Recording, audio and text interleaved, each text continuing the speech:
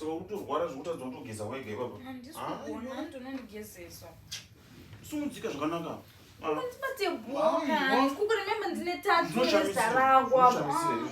Kuku ndikudzira ndibate zvakanaka. Ndonguyima, ndonguyima zvina basa.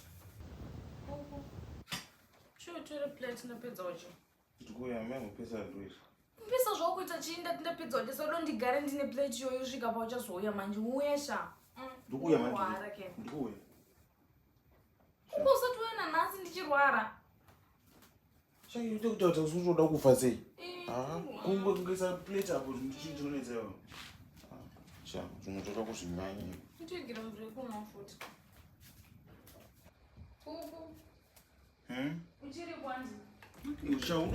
Usabe papo ramboka nimirire papo kukumbura. Mbona mnamirwa ari kuti ndikuwa kuzvinyanya. Nimirire shangu ndikakushora kuku kukumbura muri karwadza nesara. Ezvino uri mutoilet chipoti. Tatu nesara kuko ndimirire. Kukube papo chiri ndikuchema. Ngachatu abusi. Aiwa mire shaisara kwe. Kiki zvikumwa kana mana.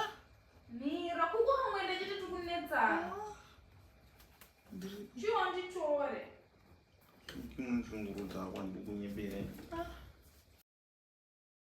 Yesa kuma. Kukwena mvura chiri kutonhora kudai here duwe. Kukwabona nedhitauro una kumbonedza mvura mumagumbeze veduwe veduwe kweni. Akure rinondichava chete inini.